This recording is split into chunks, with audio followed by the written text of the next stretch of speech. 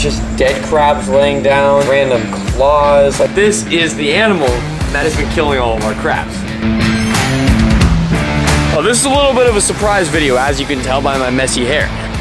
But we've been having a problem around the store with our crabs dying. I mean, every single one of our crabs has been just dying. Randomly, we've been like, what is the problem? We haven't been able to figure it out. Me, Steve, William, Gabe, everybody. We can't figure it out. And today we figured it out. I wasn't here, I was down at the beach, but my boss called me, he goes, Brody, I figured out what's been killing the crabs. I'm not gonna tell you the animal yet, I'm gonna keep it a surprise. But he told me what this animal was. I was freaking out because I was excited because we've never had this animal. But this creates a whole bunch of mayhem because now I have to figure out what this animal is, what it eats, what it needs, the complete scientific care for it. Need to set it up a space to live where it's not gonna kill other things.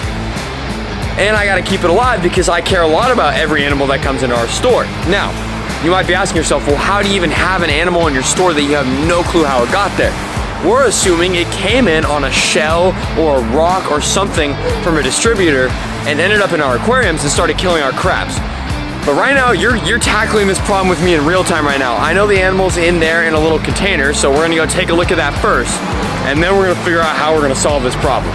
Now, before I show you what this animal is, I'm gonna show you some of the damage that it's done. First, we're gonna take a look into our invert systems, which are absolutely desolate right now.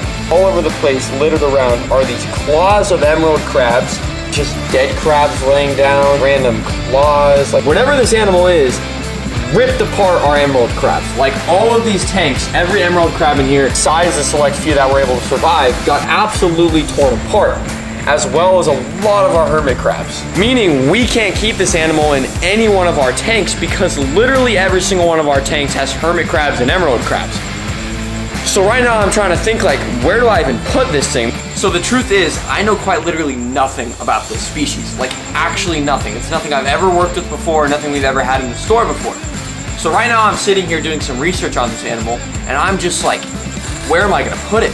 This animal happens to be like an escape artist. It can escape everything you put it in, as well as it will kill every invert I have. So any of my tanks that are gonna house it comfortably aren't gonna be sealed enough and are gonna have inverts that it's just gonna completely kill. So I'm in a pickle right now, and I'm trying to figure out what's a good spot for this thing to go in that it's not gonna either die in, escape from, or eat everything in it. Because here at Aquatica, I take a lot of pride, as well as Steve and our other guys, that we like to take the best care of these animals, and that starts with understanding the species and what it needs to survive and live its best comfortable life, of course. But for an animal that I know nothing about, how am I gonna take care of it comfortably if I don't even know anything about it? So I'm sorry if there's a bit of noise. I'm back here in the back at my workstation so I can kind of examine this animal in good lighting. But here's the moment you all have been waiting for. This is the animal that has been killing all of our crabs. That's right, this is a brown Pacific octopus, or at least that's what I can assume it is from my basic 30-minute examination. I don't know any types of care when it comes to brown Pacific octopuses, let alone octopus in general. So this is a learning experience for me, and I don't like when my learning experience involves the life of another animal.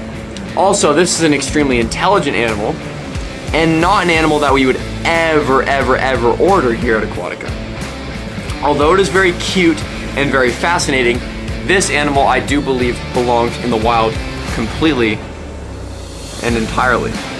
This is very exciting experience for me. I might seem like I'm upset and stressed, but it is very exciting. I am just completely worried about this animal's health and for the health of its inhabitants in its tank. So I gotta figure out how I'm gonna house this animal, and I got a few things in mind. I'm gonna start with a small tank, because I wanna be able to examine this animal's lifestyle and what it's eating so that I can make sure it's in proper health. My plan is to set this guy up in one of our 5-gallon tanks that is already cycled, and let him cruise around there alone. We will put some hermit crabs in there for him to eat, because he's been consuming on those already. I'm gonna put some crushed coral in there, some rocks that he was already hiding in, so that he feels comfortable as to what he was a couple days ago, not comfortable in general. I will pop up a whole scientific description right now on the screen while I play some video of this animal so that you guys can have a good understanding.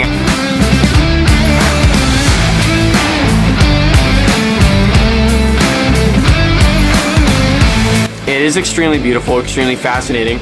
Octopus are amazing creatures. Despite this being a stressful situation for me, I am excited to be able to get to know a species that I don't really know. as a marine bio student, I'm really fascinated by all things underwater.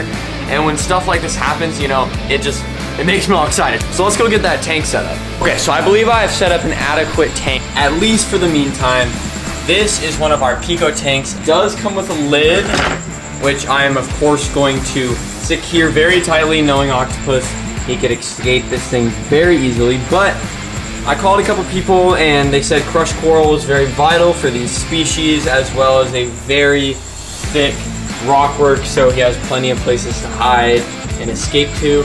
I also went ahead and filled in the overflow box with a bunch of sponge so he can't go up there and get sucked in by the filter. But with that being said, this tank has been set up for a while, so I know there's gonna be a lot of concerns involving the water quality of this tank and is it adequate to house such a complex species. And while I do very much hear your concerns, and I'm with you on those concerns, we test this tank very frequently and make sure it's absolutely up to date in terms of our small water changes and all that good stuff.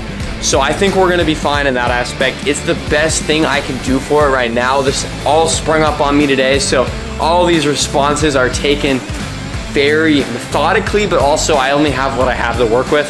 We found it today and that's kind of what we were dealt. So here's the tank, and I am going to put the baby octopus inside of the tank right now.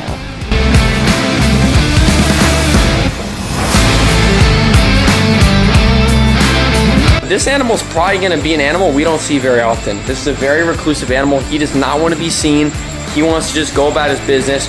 We're gonna make sure we keep giving him hermits, which is kind of funny because we have those for sale. But I hope you guys enjoyed this video. I know it was a short one. I didn't even know I was gonna make a video today, but I thought I'd document this chaotic part of my Saturday. So I hope you guys have a great night, and stay tuned. Maybe we'll make a video in the future about this octopus. All right, we'll see you in the next one.